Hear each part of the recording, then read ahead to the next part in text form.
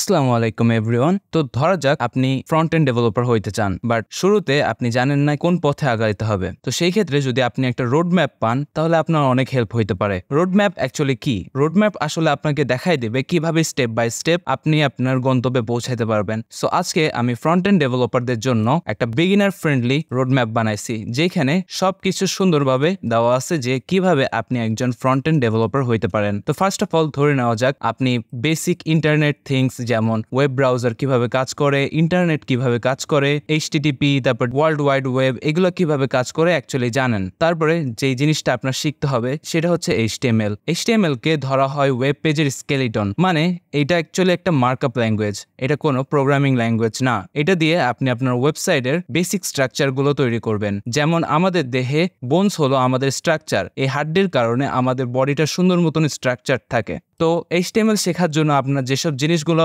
HTML এর ভেতরে শেখা লাগবে সেগুলো হচ্ছে HTML এ যেসব নেসেসারি ট্যাগস গুলো আছে, যেমন header tags, paragraph tags, anchor elements, এগুলো শিখতে হবে বেসিক্যালি। নেসেসারি ট্যাগস গুলো যদি মনে রাখতে পারেন, তারপর আপনার শিখতে হবে সিম্যান্টিক্স ট্যাগস। সিম্যান্টিক ট্যাগস যেমন হেডার, ন্যাভবার, ফুটার এক্সেট্রা, এগুলো অ্যাকচুয়ালি ইউজ করা হয় যাতে ওয়েবসাইটের SEO পারফরম্যান্সটা ভালো আসে। এগুলো ধরে নিলাম আপনি শিখছেন। এরপরে আপনার শিখতে হবে HTML এর SEO বেসিক্স। SEO বেসিক্স কেন শিখবেন? একটা ওয়েবসাইটের র্যাঙ্ক করার জন্য SEO অনেক গুরুত্বপূর্ণ। তো HTML এ কিছু বেসিক SEO ট্রিক্স আছে যেগুলো আপনার শিখতে হবে, এন্ড তারপরে আপনার প্র্যাকটিস করতে হবে যাতে করে সবগুলো ট্যাগস, সবগুলো তো অ্যাকচুয়ালি লাগে না, কিন্তু যেগুলো লাগে যাতে সেগুলো মনে রাখতে পারেন, এই জন্য আপনার প্র্যাকটিস করতে হবে। তো ধরে নেওয়া যাক আপনি HTML শিখছেন, এখন আপনার কি করতে হবে? CSS। আপনার বেসিক HTML ফাইলে কিছু সৌন্দর্য অ্যাড করার জন্য CSS অ্যাকচুয়ালি ইউজ করা হয়। এটা হচ্ছে একটা স্টাইলিং শিট। তো ধরে নেওয়া যাক একটা বডির স্কেলিটন হচ্ছে HTML। এখন ওই বডিটার মাংস, পেশি, এগুলো সব হচ্ছে CSS। অর্থাৎ আপনার যে HTMLটা আছে ওইগুলোতে স্টাইল যোগ করার জন্য আপনি অ্যাকচুয়ালি CSS শিখবেন। CSS এর মেইনলি যেই জিনিসগুলো আপনার শিখতে হবে, CSS এর বেসিক থিংস গুলো আছে যেগুলো ব্যাকগ্রাউন্ড কালার, তারপর আরো অনেক ধরনের প্রপার্টিস আছে যেগুলো আপনার ওয়েবসাইট বানাতে সাহায্য করবে। ওইগুলো অ্যাকচুয়ালি আপনি যদি শেখেন, তারপর আপনার শিখতে হবে responsive layout design. Responsive layout design এটা কেন শেখা লাগবে আপনাদেরকে বলি। বর্তমানে বিশ্বে যতগুলো ওয়েবসাইট আসে তার মধ্যে 90% website responsive. And responsive website বলতে বোঝায় যেই ওয়েবসাইটটা সব ধরনের ডিভাইসের জন্য কম্প্যাটিবল, অর্থাৎ যেই ওয়েবসাইটগুলো মোবাইল, ট্যাবলেট, ল্যাপটপ, কম্পিউটার সহ সব ডিভাইসে সুন্দর মতন ইউজ করা যায়। তো রেসপন্সিভ লেআউট শেখার পরে আপনাদের যেটা শিখতে হবে সেটা হচ্ছে জাভাস্ক্রিপ্ট। জাভাস্ক্রিপ্ট ধরে নেওয়া যাক আপনার হিউম্যান বডির ব্রেইন, এটার মাধ্যমে আপনি আপনার ওয়েবসাইটটাকে ওয়ার্কিং বানাইতে পারবেন। ধরে নেওয়া যাক আপনার এতক্ষণ আপনি HTML আর CSS শিখছেন, কিন্তু এই ওয়েবসাইটটা পুরোটাই স্ট্যাটিক। এটাকে যদি আপনি ইন্টারঅ্যাক্টিভ বানাতে চান তাহলে আপনার জাভাস্ক্রিপ্ট শিখতে হবে। তো জাভাস্ক্রিপ্টে যেসব জিনিসগুলো আপনার শিখতে হবে সেগুলো হচ্ছে ফান্ডামেন্টালস। যদি আপনার ফান্ডামেন্টালস অনেক স্ট্রং থাকে তাহলে আপনি জাভাস্ক্রিপ্টে মাস্টার হতে পারবেন। ফান্ডামেন্টালস যেমন ভেরিয়েবলস, ফাংশনস, লুপস এন্ড আরো অনেক কিছু। এগুলো শেখার পরে আপনাকে যেটা শিখতে হবে জাভাস্ক্রিপ্ট ডম ম্যানিপুলেশন। ডম হচ্ছে ডকুমেন্ট অবজেক্ট মডেল। HTML এর জিনিসগুলো আপনি কিভাবে ম্যানিপুলেট করতে পারবেন জাভাস্ক্রিপ্টে, সেটা নিয়েই মূলত এই বিষয়টা। এটা শেখার পরে অ্যাসিনক্রোনাস জাভাস্ক্রিপ্ট শিখতে হবে, এন্ড তারপরে ES6+ এর ফিচার্স গুলো শিখতে হবে। ES6 মানে হচ্ছে ECMAScript 6।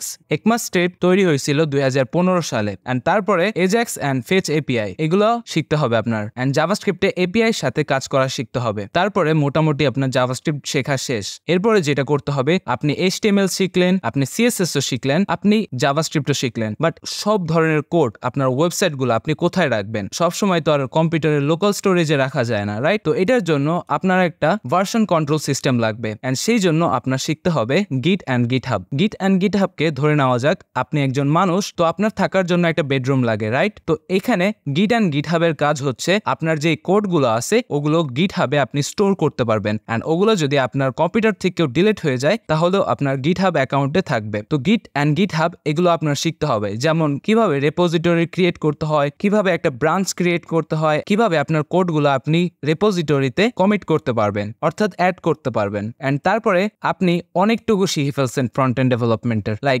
HTML শিখছেন, CSS ও শিখে ফেলছেন, এন্ড জাভাস্ক্রিপ্টও শিখে ফেলছেন, এন্ড এবার গিটহাবটা শেখার পরে আপনি আপনার কোডগুলো গিটহাবে জমা করতে পারবেন। নেক্সট স্টেপ যেটা সেটা হচ্ছে HTML CSS and JavaScript দিয়ে আপনাকে প্রজেক্টস বানাইতে হবে। তো আপনাদের সুবিধার্থে আমি এখানে প্রজেক্টস আইডিয়াস দিয়ে দিচ্ছি, অ্যান্ড এই প্রজেক্টসগুলো যদি আপনি প্র্যাকটিস হিসেবে বানান তাহলে আপনার অনেকখানি ইমপ্রুভ হবে। এখানে অনেক প্রজেক্টস আছে যেমন countdown timer, course generator, to do list etcetera. তো এরপরে ধরে নেওয়া যাক আপনি অনেকদিন ধরে প্রজেক্ট বানাইলেন, এখন আপনার নেক্সট ধাপে যাইতে হবে। তো এটার জন্য আপনার একটা প্যাকেজ ম্যানেজমেন্ট সিস্টেম শিখতে হবে। যেমন এখানে আমি NPM শেখার জন্য রেকমেন্ড করছি, আপনারা ইয়ার্ন শিখতে পারেন অথবা NPM শিখতে পারেন। আমি অ্যাকচুয়ালি NPM শিখছি, তো এখানে এই জন্য আমি NPM দিছি। তো এরপরে আপনার যেটা করতে হবে এই দুইটার মধ্যে যে কোনো একটা আগে করতে হবে অথবা পরে করলেও সমস্যা নাই। তো আমি বলবো কি আগে আপনি CSS ফ্রেমওয়ার্ক শুরু করেন, ইজি টাস্কগুলো আগে শুরু করা উচিত। তো আপনি CSS ফ্রেমওয়ার্ক বলতে কি বোঝায়? CSS ফ্রেমওয়ার্ক হচ্ছে আপনার CSS লেখার ধরনকে আরো সহজ করে দিবে অ্যান্ড আপনি আরো ইফেক্টিভ ভাবে সেগুলো ইউজ করতে পারবেন। যেমন Tailwind CSS and Bootstrap CSS হচ্ছে আপনার এগুলো শিখলে আপনি আপনার CSS HTML ক্লাস নেমের মধ্যে ইউজ করতে পারবেন। তো আমার পার্সোনাল রেকমেন্ডেশন হবে Tailwind CSS শিখতে, কারণ Tailwind CSS নতুন অ্যান্ড এটা মডার্ন আর এখানে কাস্টমাইজের অনেক অপশন আছে। বাট Bootstrap CSS একটু পুরানো অ্যান্ড এখানে অনেক লিমিটেশনস আছে। তো আমি রিকমেন্ড করবো আপনারা Tailwind CSS শিখেন। এটা যদি শিখেন তাহলে আপনি আপনার ওয়েবসাইট গুলাকে আরো অনেক সুন্দরভাবে বানাইতে পারবেন। তো ধরে নেওয়া যাক আপনি একটা CSS ফ্রেমওয়ার্ক শিখছেন অ্যান্ড এটা Tailwind CSS। এরপরে আপনাকে যেটা করতে হবে সোজা আপনাকে একটা জাভাস্ক্রিপ্ট ফ্রেমওয়ার্ক শিখতে হবে। যেমন এখানে আমি কিছু পপুলার জাভাস্ক্রিপ্ট ফ্রেমওয়ার্কের নাম বলছি, যেমন React.js যেটা মেটা দ্বারা ডেভেলপ করা হয়েছে, অ্যান্ড AngularJS যেটা গুগল বানাইছে, অ্যান্ড আরেকটা হচ্ছে Vue.js যেটা একজন গুগল ডেভেলপার বানাইছে। আচ্ছা যাই হোক, তো এখানে পার্সোনাল রেকমেন্ডেশন থাকবে হয় React শিখেন নাহলে Vue শেখেন। তো আপনার React.js এ অনেক কিছু আছে, এটা আপনার খুবই ভালো মতো শেখা লাগবে কারণ পরবর্তীতে এটা দিয়ে আপনি বেসিক্যালি ওয়েবসাইট গুলো ডেভেলপ করবেন। তো আমি বলবো JS ফ্রেমওয়ার্ক যেটাই শেখেন যে কোনো একটাতে ফোকাস করেন অ্যান্ড ওই একটা একদম সুন্দর মতন সব A to Z ভালো মতন শিখে ফেলেন। ধরে নেওয়া যাক আপনি React শিখছেন, এখন এখানে আপনাকে একটা মজার তথ্য বলি। React.js শেখার পরে আপনি কিন্তু চাইলে React নেটিভ শিখতে পারেন। React নেটিভ শেখার পরে আপনি মোবাইল অ্যাপ ডেভেলপমেন্ট করতে পারেন। React native actually mobile app ডেভেলপমেন্টের জন্য ইউজ করা হয়ে থাকে। ওইখানে আরো অনেক আছে যেমন Flutter আছে, Kotlin আছে, বাট আই থিঙ্ক আপনি যদি React শেখেন তাহলে আপনার মোবাইল অ্যাপ বানানোর এক্সপিরিয়েন্সটাও করতে পারেন আপনি React নেটিভ শেখার মাধ্যমে। তো এবার ধরে নেওয়া যাক আপনি জাভাস্ক্রিপ্ট ফ্রেমওয়ার্ক শিখছেন, একটা CSS ফ্রেমওয়ার্ক শিখছেন, এখন এই দুইটা মিলায়া আপনার কিছু প্রজেক্টস বানাইতে হবে, যেমন React.js আর Tailwind CSS নিয়ে প্রজেক্টস বানাইতে হবে। অ্যান্ড এটাই মাশাআল্লাহ, এখন আপনি একজন ফ্রন্ট এন্ড ডেভেলপার। তো আপনি যদি এই জিনিসগুলো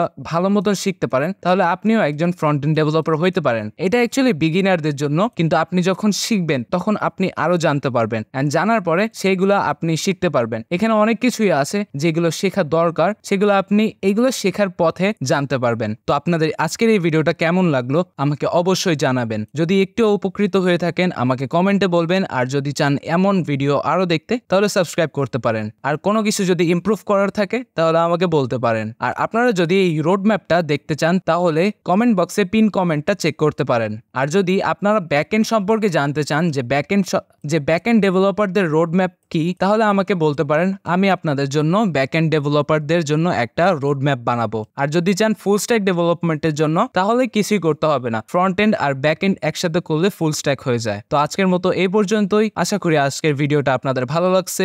আসসালামু আলাইকুম, পিস।